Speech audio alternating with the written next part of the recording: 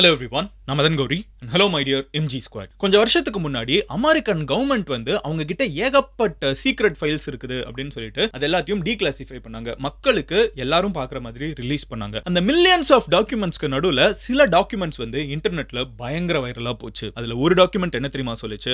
Aliens எர்த்துக்கு வந்தாங்க. வந்தது மட்டும் இல்லாம அவங்கள பார்த்த மனிதர்களை வெளியே யார்கிட்டயும் சொல்லிடக்கூடாதுன்னு சொல்லிட்டு கல்லா மாத்தி வச்சுட்டாங்க. அவங்க வந்து இந்த டெக்னாலஜி யார்கிட்டயுமே கிடையாது. ஹியூமன்ஸ் பயாலஜினால உருவாக்கப்படுறவங்க. கரெக்டா நம்மள வந்து எப்படி ஒரு கல்லா மாத்த முடியும்? இத வந்து ஏலியன் பண்ணாங்க அப்படின்னு சொல்லிட்டு ஒரு பர்టిక్యులர் டாக்குமெண்ட்ல வந்து இருக்குது. இந்த டாக்குமெண்ட் யாரோடது? அமெரிக்கா அரசாங்கத்தோட டாக்குமெண்ட். வருஷம், இடம், யார் யார என்னங்கற எல்லா கணக்கையும் போட்டு வச்சிருக்காங்க. இப்போ ரீசன்ட்டா மறுபடியும் இது வந்து ஒரு ஜோ ரோகனோட பாட்காஸ்ட்ல டிபேட் பண்ணப்பட்டதுக்கு அப்புறம் லாஸ்ட் 1 இயரா இந்த டாபிக் வந்து பயங்கர வைரல். ரீசன்ட் டைம்ல என்னன்னு தெரியல, நிறைய மீம்ஸ், நிறைய ரீல்ஸ் இத பத்தி வர ஆரம்பிச்சதுக்கு அப்புறம் எனக்கும் நிறைய பேர் ஃபார்வர்ட் பண்றீங்க. அப்ப ஏலியன்னா உண்மையா? ஏலியன் உண்மையிலே எர்த்துக்கு வந்துச்சா? மனுஷங்கள எல்லாம் கல்லா மாத்துச்சா? அப்படி மனுஷங்களால பார்த்தவங்க எல்லாம் கல்லா மாத்திடுச்சுனா இது வந்துச்சுங்கறத சொன்னது யாரு அப்படின்னு நிறைய क्वेश्चंस உங்களுக்கு இருக்குது. எனக்கு புரியுது. இன்னைக்கு வீடியோல இந்த டாக்குமெண்ட்ட பத்தியும் நம்மளுக்கு பேசிக்கா இத பத்தி இருக்கக்கூடிய எல்லா क्वेश्चंसக்கான பதில்களையும் தான் டீடைலா பார்க்க போறோம். So let's get started. But அத பார்க்க ஆரம்பிக்கிறதுக்கு முன்னாடி நீங்க இந்த சேனலை சப்ஸ்கிரைப் பண்ணனா சப்ஸ்கிரைப் பண்ணுங்க. உங்களுக்கே தெரியும், அப்பனா தான் யூடியூப் அல்கோரிதம் உங்ககிட்ட வந்து கரெக்ட்டா அடுத்த கண்டென்ட் இந்த மாதிரி நான் போஸ்ட் பண்றப்போ ஈஸியா கொண்டு வந்து சேர்க்கும். அண்ட் நீங்களும் எம்ஜி ஸ்குவாட்ல சேருவீங்க. ஓகேவா? சேர்ந்துட்டீங்களா? ஓகே, இப்போ நான் உங்ககிட்ட எக்ஸ்பிளைன் பண்ண ஆரம்பிக்கிறேன். முதல் விஷயம் என்ன அப்படின்னு பாத்தீங்கன்னா, it is a declassified CIA document. ஓகேவா? இது வந்து என்ன சொல்றாங்கன்னா 1989ல சோ கோல்ட் வார், அந்த பனிப்போர்னு சொல்லுவாங்கல்ல, சோவியத் யூனியனுக்கும் அமெரிக்காவுக்கும் நடுவுல பனிப்போர் போயிட்டு இருந்த காலகட்டம். அந்த காலகட்டத்துல உக்ரைன்ல இன்னைக்கு பிரச்சனை நடந்துட்டு இருக்குல்ல, அதே உக்ரைன்ல ஒரு பஞ்ச் ஆஃப் சோல்ஜர்ஸ் வந்து இருந்தாங்க. ஓகேவா? ராத்திரி நேரத்துல. அப்படி இருக்கிற நேரத்துல ஒரு லோ ஃப்ளையிங் UFO வருது. UFOன்னு சொன்னோம்னா அது உடனே வந்து ஏலியன்ஸோட அசோசியேட் பண்ணணும்னு அவசியம் இல்ல. UFOனா அன்னோன் ஃப்ளையிங் ஆப்ஜெக்ட். அது என்னவா வேணாலும் இருக்கலாம், எனக்கு தெரியாது. எனக்கு தெரியாத ஒரு ட்ரோன் இங்க வந்துச்சுன்னா நான் அதை UFO தான் சொல்லுவேன். அது ட்ரோன்னே எனக்கு தெரியலனா நான் என்ன சொல்லுவேன்? அது UFO தான சொல்லுவேன். அது என்னன்னே தெரியல. Unknown flying object. கரெக்ட்டா? அது அவ்வளவுதான். அது என்னனாலும் இருக்கலாம். சைனா அனுப்பிச்சிருக்கலாம், புதுசா ஒரு டெக்னாலஜி வந்திருக்கலாம், எனக்கு தெரியாம இருக்கலாம். So UFO. சோ அங்க இருக்கிற சோல்ஜர்ஸ் வந்து உடனே பதட்டப்படல. ஏன்னா அது வந்து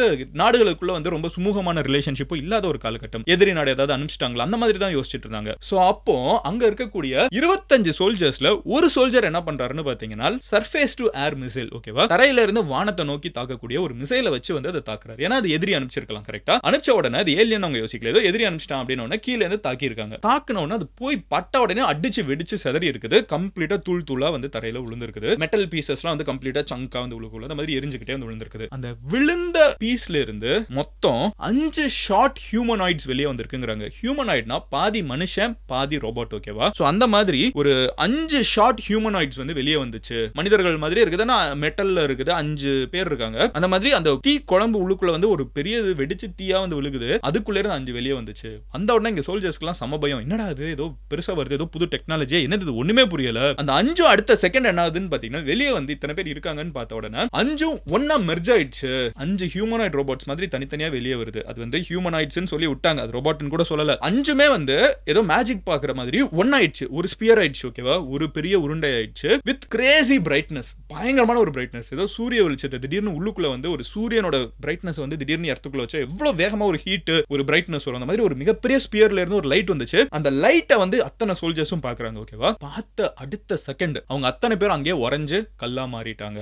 23 பேர் கல்லா மாறிட்டாங்க. 2 பேர் மட்டும் கல்லா மாறல. ஏன்னா அவங்க 2 பேரும் அந்த மரத்துக்கு பின்னாடில இருந்து அந்த ஷேட்ல இருந்து பார்த்துட்டு இருந்திருக்காங்க. பேசிக்கா அந்த லைட் வந்து அவங்க மேல விழுகல, நடுவுல மரம் வந்து அதை தாங்கிடுச்சு. சோ அவங்க 2 பேருக்கு மட்டும் எதுவும் ஆகல. மீதி இருக்கக்கூடிய 23 பேரும் கல்லா மாறிட்டாங்க. 23 பேர் இங்க கல்லா இருக்காங்கங்கிற ஒரு விஷயத்தை வந்து வேகமா அந்த மீதி இருக்கிற 2 பேர் அதுக்கப்புறம் அதுக்கு என்ன ஆச்சு அப்படிலாம் திரும்பி கூட பார்க்கல. அந்த ஸ்பியர் என்ன ஆச்சுன்னு கூட யோசிக்கல. அங்க இருந்து தப்பிச்சு ஓடி போய் அவங்க சோவியத்ல இருக்கிற ஹெட்ஸ் கிட்ட போய் சொல்றாங்க இந்த மாதிரி ஒன்னு ஆயிடுச்சுன்னு. சோ அப்புறம் ரஷ்யாவோட KGB, கரெக்ட்டா, அவங்களோட சீக்ரெட் சர்வீஸ், அவங்க வந்து இந்த 23 கற்களையும், அதாவது மனிதர்களா சோல்ஜர்ஸா இருந்தவங்க கல்லா மாறிட்டாங்களா, அந்த 23 பேரோட உடல்கள், நவ் ஸ்டோன்ஸ், அது எல்லாத்தையுமே வந்து ஒரு சீக்ரெட்டான ஃபெசிலிட்டிக்கு கொண்டு போயிட்டாங்க. அங்க ரிசர்ச் பண்ணி பார்க்கறப்போ இவங்களோட பேசிக் ஹியூமன் பயாலஜி வந்து ஒரு லைம் ஸ்டோனா மாற்றப்பட்டிருக்கு, சுண்ணாம்பா மாற்றப்பட்டிருக்குங்கிறது உள்ள தெரிஞ்சிச்சு. இது எர்த்ல இருக்கிற எந்த டெக்னாலஜினாலையும் பண்ண முடியாது, இது ஏதோ ஏலியன் தான் பண்ணியிருக்குது அப்படின்னு சொல்லிட்டு ஒரு KGBயோட டாக்குமெண்ட்ல இருந்துச்சு. அந்த டாக்குமெண்ட் வந்து லீக் ஆயிடுச்சு அப்படின்னு சொல்லி உக்ரைன்ல இருக்கக்கூடிய ஒரு டேப்லாய்ட் நியூஸ் பேப்பர்ல வருது. இந்த டேப்லாய்ட் நியூஸ் பேப்பர்ல இருக்கிற பிரச்சனை என்னன்னு பாத்தீங்கன்னா, அவங்க உண்மையும் சரி ரூமரையும் சரி ஒரே அளவுக்கு தான் ஹைப்பா எழுதுவாங்க. ஆனா உண்மை எழுதிருக்காங்களா பொய்யா எழுதிருக்காங்களான்னு தெரியாது.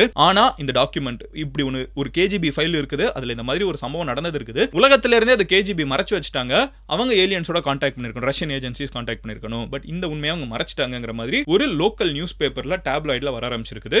இந்த டாக்குமெண்ட் லீக் ஆயிடுச்சுன்னு சொல்லி. இப்போ என்ன நடக்குதுன்னு என்னன்னு பாத்தீங்கன்னா அமெரிக்கால இருக்கக்கூடிய CIA வந்து வேர்ல்டு ஃபுல்லா நடக்கக்கூடிய முக்கியமான விஷயங்கள் எல்லாத்தையும் டாக்குமெண்ட் பண்ணி வச்சிட்டு இருப்பாங்க. அமெரிக்காவோட CIA என்ன பண்றாங்கன்னா இந்த டேப்லாய்ட் நியூஸ் அவங்களோட ரெக்கார்ட்ல அவங்க டாப் சீக்ரெட்னு லேபிள் பண்ணி வச்சிருக்காங்க. இப்ப பெரிய பிரச்சனை என்னன்னு பாத்தீங்கன்னா ஒரு நியூஸ் பேப்பர்ல ரேண்டமா வந்த வதந்தி கிடையாது. பட் அப்படி வந்த வதந்திய ஏன் அமெரிக்காவோட CIA வந்து டாப் சீக்ரெட்னு சொல்லி ஒளிச்சு வச்சிருக்க போறாங்க? அப்ப உண்மையிலே இது வந்திருக்கா? இப்படி நடந்ததுக்கு சம்பந்தமா அமெரிக்காவுக்கு ஏதாவது தெரியுமா? இது ஒரு ஏலியன் டெக்னாலஜியா இல்ல இது ஒரு அமெரிக்கன் டெக்னாலஜியா? அதனால அவங்க அதை சீக்ரெட்டா வச்சுக்கிட்டாங்களா? உண்மையிலே என்னதான் நடந்துச்சு? அந்த 23 பேருக்கும் கல்லா மாறினாங்களா? அந்த கல் எங்க இருக்குதுங்கிற கேள்விகள் தான் வந்து இன்னைக்கு இன்டர்நெட்ல அதிகமா சுத்திட்டு இருக்குது. சோ இது வந்து ஒரு சம்பவம், ஓகேவா? ஒரு சம்பவம் தட் சேஸ் ஏலியன்ஸ் வந்து எர்த்ல இருக்குது அப்படின்னு கவர்மெண்டோட டாக்குமெண்ட்ல டாப் சீக்ரெட்னு போட்டு வச்சதா சொல்லிட்டு இந்த ஏலியனை பிலீவ் பண்ணக்கூடிய நிறைய பேர் வந்து ரொம்ப ஸ்ட்ராங்கா ஏலியன்ஸ் இருக்குது, அது எர்த்லயே ஆல்ரெடி இருக்குது, இது அரசாங்கங்களுக்கும் தெரியும், ஆனா மக்களுக்கு தெரியக்கூடாதுங்கிறதுனால இவங்க இதை மூடி மறைச்சிட்டு இருக்காங்க. மக்களுக்கு தெரிஞ்சிடக்கூடாதுங்கிறதுனால இந்த மாதிரி நிறைய சீக்ரெட்ஸ் இவங்க பாதுகாத்து வச்சிருக்காங்கிறது தான் இன்னைக்கு இன்டர்நெட்ல இருக்கக்கூடிய one of the hottest conspiracy theory. So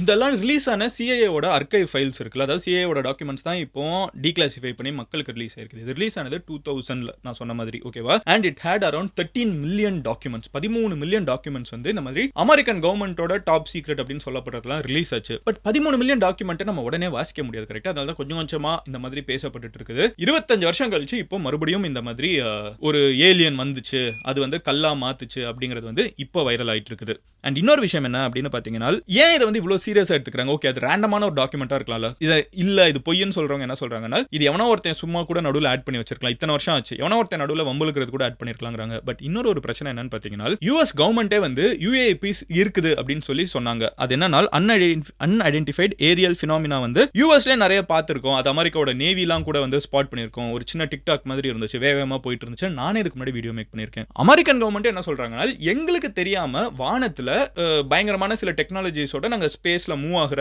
சில விஷயங்கள் எல்லாம் பார்த்திருக்கோம் அப்படிங்கிறது வந்து அமெரிக்கன் அரசாங்கமே ஒத்துக்கிறாங்க. ஆனா at the same time NASA அவங்களோட டீம் எல்லாம் எக்ஸ்பர்ட் கமிட்டி எல்லாம் வச்சு இதை இன்வெஸ்டிகேட் பண்ணப்போ அவங்க என்ன சொன்னாங்கன்னா, அந்த மாதிரி மூவ் ஆகி இருக்கலாம், பட் அதெல்லாம் வந்து அசாதாரணமான விஷயம் கிடையாது, எர்த்ல ஆல்ரெடி இருக்கிற விஷயங்கள் தான் அப்படின்னு சொன்னாங்க. இருந்தாலும் இதை சந்தேகப்படக்கூடியவங்களுக்கு வந்து இது ஒரு பயங்கரமான ஒரு ஃபீடர் ஆயிடுது. ஓகே, இல்ல உண்மையிலே இந்த மாதிரி ஏதாவது நடந்திருக்கலாம்னு சொல்லிட்டு இன்னும் ஃபர்தரா சர்ச் பண்ணணும்னு நினைக்கிறாங்க. பட் ஒரு விஷயம் கன்ஃபார்ம்ங்க, எனக்கு ஏலியன் அங்க வந்துச்சு, அவங்களெல்லாம் கல்லா மாத்துச்சாங்கிறதெல்லாம் எனக்கு தெரியாது. ஆனா ஒரு விஷயம், ஏலியன் ஒன்று இருந்தா செம்மையா இருக்கும். உங்ககிட்ட ஒரு ஹைப்போதெட்டிக்கல் क्वेश्चन நேரா கேட்கணும்னு நினைக்கிறேன். ஒருவேளை உண்மையிலேயே ஏலியன் ஒன்று வருது, ஓகேவா? உங்ககிட்ட மட்டும், உலகத்துல வேற யார்கிட்டயும் இல்ல, உங்ககிட்டயே பர்சனலா வருது, ஃபர்ஸ்ட் டைம் எர்த்துக்கு வருது, அது எர்த்தை பத்தி இன்னும் தெரிஞ்சுக்கணும், ஓகேவா? ஒரு கூட்டத்துல தொலைஞ்சு போன குழந்தை மாதிரி வச்சுக்கோங்களேன், எர்த்தை பத்தி புது உலகத்துக்கு வந்திருக்குது, புது வீட்டுக்கு வந்திருக்குது. அப்படி வந்த ஏலியன் கிட்ட நீங்க எர்த்தை பத்தி சொல்லக்கூடிய முதல் விஷயம் என்ன? அண்ட் அந்த ஏலியன் கிட்ட கேட்கக்கூடிய முதல் விஷயம் என்ன? ஸோ நீங்க எர்த்னா என்ன, இது எங்க இருக்குங்கிறத எப்படி எக்ஸ்பிளைன் பண்ணுவீங்க? ரெண்டாவது, அந்த ஏலியன் கிட்ட நீங்க என்ன கேட்டு தெரிஞ்சுப்பீங்க அதை பத்தி அப்படிங்கறத கமெண்ட்ல சொல்லுங்க. அண்ட் இந்த மாதிரி வேற ஏதாவது எக்ஸைட்டிங்கான டாபிக் நான் பேசணும்னு நினைச்சீங்கன்னா அதுவும் என்னங்கிறத கமெண்ட்ல சொல்லுங்க. நீங்க என்ன பர்சனலா ஃபாலோ பண்ணணும்னு நினைச்சீங்கன்னா இன்ஸ்டாகிராம்ல மதன் கௌரின்னு சொல்லி சர்ச் பண்ணுங்க. இட்ஸ் வெரிஃபைட் ப்ரொஃபைல், நீங்க ஈஸியாக வந்து ஃபாலோ பண்ண முடியும். See you tomorrow and subscribe பண்ணி MG ஸ்குவாட்ல சேர்ந்துட்டீங்கல்ல? Okay, love you all, take care, bye, cheers MGs.